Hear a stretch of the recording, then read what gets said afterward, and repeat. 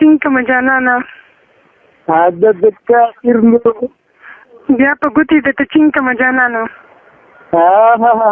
که د تور شي نه هېرېږم مه هېرېږه په پوډرو به یې سپین کړم جانانه د بلا لور د خپله دې چپ شه کنجه مړې چنچر راته مو وایه که نه نو چپ شه که نه شعر خو پوره واره که نه ته خدای ته مرچکي په شانتې تریخ دی لکه دغه یادې که نه ستا سره چې دی ته خدای چې د مرچکي په شانتې تریخ دی زه بیا خوږ درته ګدین کړم جانانه د کافر لورو چپ شه که نه ما تا ته ونه وي زه هم وایه که به بر د ځنګل په شانتې ښکاري بالسپا باندې به شین کړم جانانه د بلاګۍ لورو صبر وکړه که نه شلېږه ما په خوله کې ولکې دی زور به ته کوې که نه ماته به تا لغین کړم جانانه د بلا لورو ګاډۍ خو پورې رانه ارام کوو دا ولې نو دا چې زه ته یو ښایسته ښایسته دوه درې راته نور ووایه ولې ته نه ایسو نو مړې زما خو بالکل د چیتار تارونه مې شنېدلي دي چې دلته راغلی یم زړه مې داسې دی پرې پرې شوی دی نو ولې دا نوي بنجو درته زه ښکارم خو که تا راته څه ووایي چې دا زړه به مې خوشحاله شي که نه والله زه خو په خپله زړه کم نه یم په دې باندې ګزاره وکړه خیر دی اړې پلیز یو دانه راته بله ووایه څه شي یو دانه راته بله ووایه مړه بستې هغه وختینی راته ووایه کم یو هغه دا ستا په نفس کې چې دی هغه راته ووایه که نه ته پورې شعر ته غوږ ته ویمې ده که نه ته پکې بیا خندې خبرې کوې بیا مله خوند نه راکوي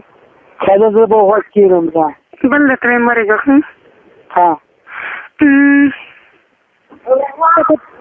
په پتون دې جنګېدو خو تارانه کو ما په خرنګو کې غوښتو خو تارانه کو د مایي په شان خویینو او مینو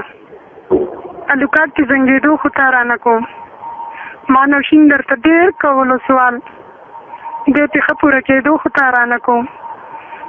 زه راځه چې دې په خپله زه مین کړم دا خټکي په شان کېدو خو تارانه کو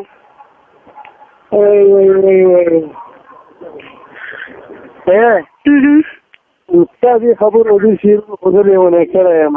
ولې دا خو لا تا اوس دوه شعرونه واورېده مخکې خو لا ته نه یې تلې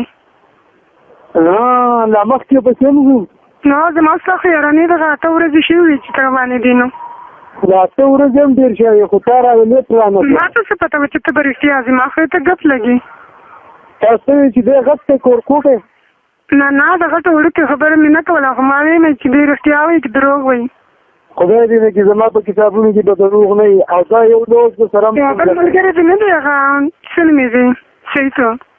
هغه ټلیفون کړی وایي زه هم پکې 15 ورځې بعد روان یم رښتیا وایي نوه راځي زه مې وله برابر کړي د راځي خو لا پته یې نه لګي 15 ورځې او کمیات کوي زما یو کشر ور دی هغې له به وکړي تابعدار نه یم په ځوانو سترګو چې ته راته وایې جانه نو تا له وزرم کوم ما څوک پرېږدي ولې دې نه پرېږدي زما څه کار دی چې زه زما خوا خیر خبرې به ډېرې ګناه نه وشي نو خو خیر په هغه اخرو 3 ورځو کې دې رانه ښه سخت تکلیف وکړه او راکړه هغه لاره دې راباندې ستړي کړې وه نه